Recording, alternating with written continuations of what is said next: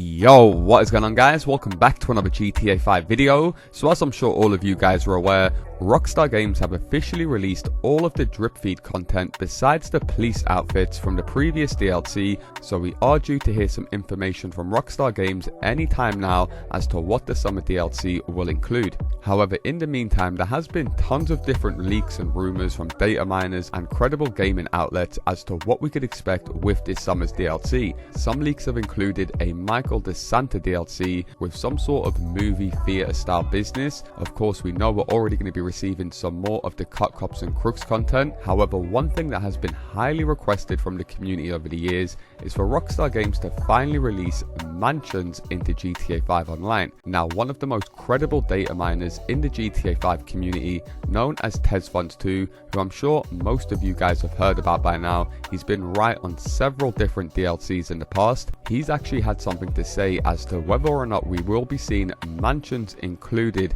with an upcoming DLC, which we are going to be taking a closer look at in today's video. So as always, if you guys do go on to enjoy the video and you do appreciate me keeping you up to date with all of the latest GTA 5 news, all I ask is you do return the favor by dropping a like down below, and if you guys are new around here, hit that subscribe button and turn notifications on as I do post daily GTA 5 videos. With that being said, let's get into the video. Okay, so there was a big discussion over on the GTA Forums website as to speculations with what type of DLC we should be receiving next, and one user was talking about the possibility of an Ill-Gotten Gains Part 3. This user went on to explain why he thinks an Ill-Gotten Gains Part 3 would make sense, and this is where TezFunds2 jumped into the conversation and went ahead and replied. He said, "You know, I'm not sure how I feel about codename IGG3 being tied to a heist. I've always gone on about the highlight of a proposed IGG3 being mansions, tying it to a heist. Even better. But there is a problem I have with the concept as we currently understand heists, assuming it's a new island very far away from LS and involve heisting something on said island. What about scoping and prepping? Does that take place on said island? If it is, how big / populated would it be? How much would it even involve sea-based missions? Would we have to make a number of trips back to LS and carry a global signal across the ocean? Like, say for instance, if you just want to visit the island before buying a luxury home, you wouldn't be able to set the island as a spawn point without a property debt. It would be cool to have a heist take place in a room in the back again like the OG heists, but given the current model of Doomsday and Casino only having cutscenes as the intro, pre-finale and post-finale, it would mean we'd be losing out on those mid-complete cutscenes the original ones had. Anyway, if it is a new island, I'll sit tight until we see the map and scale of it. Of course, Rockstar said they have a new take. That alone will be interesting since Casino currently surpasses story mode. If it's an island, it's almost guaranteed it would take trips back to LS, and if it's far from the city, it would provide them a reason to promote the option to pay up to skip the prep. So TezFunds2 does say quite a lot in that post, hinting at the potential of mansions being included with an upcoming DLC.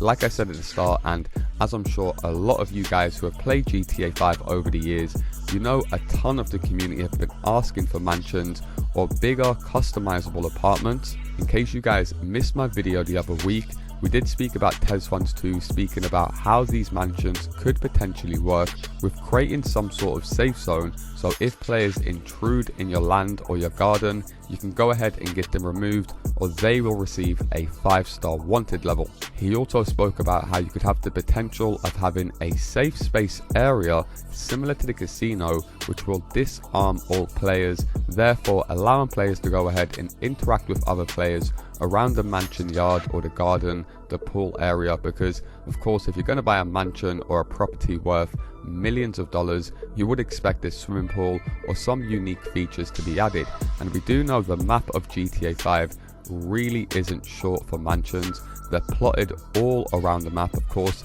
GTA 5 is based off Los Angeles in real life, and of course, as TezFunds2 also mentioned, if it was to include a new mansion style property but not one currently in the game, would Rockstar Games add these to a new island similar to how they done with Cayo Perico when they added that heist in? Of course, you get greeted with a cutscene and then you're teleported over to the Cayo Perico island. I personally think this would be a great DLC, especially considering it is a summer DLC, and Rockstar Games would have seen the success of the Cayo Perico heist. I do believe it is the first or second most played DLC within the first week of release, as Rockstar Games have never done anything like that previous in the entire 11-year history, releasing a new island or map expansion.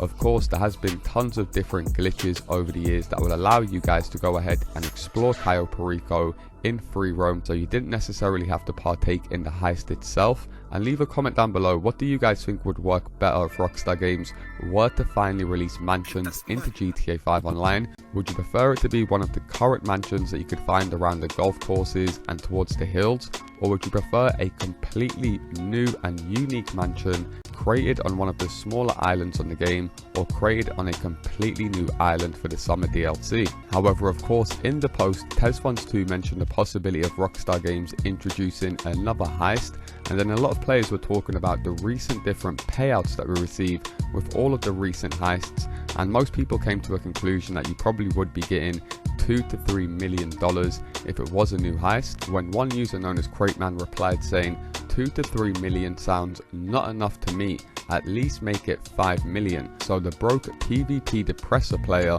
need grind some cash if they won't participate. I don't know what grammar school this guy went to, but TezFunds2 went ahead and replied to him and said, I always love seeing these people who join the heist and demand a not so reasonable cut packaged with a half-arsed excuse like, damn, you need money too? I didn't realize I was starting up a charity. I must have started the heist to get some fresh air. Seriously though, I would love to see a new approach to a heist cut other than settling it with half measures like an increase in the initial cost. And he does make a good point there, where when you guys are grinding out heists, of course the heist leader or the host of the heist is the one that goes ahead and decides to cut for every other player. So when you're often grinding out with random players, you will notice this does cause a lot of issues where players will purposely fail the heist just because they're not getting a big enough cut. And once again, I'm interested to hear from you guys on this one. How do you guys think Rockstar Games could change up the heist cuts to what they've been doing with previous years?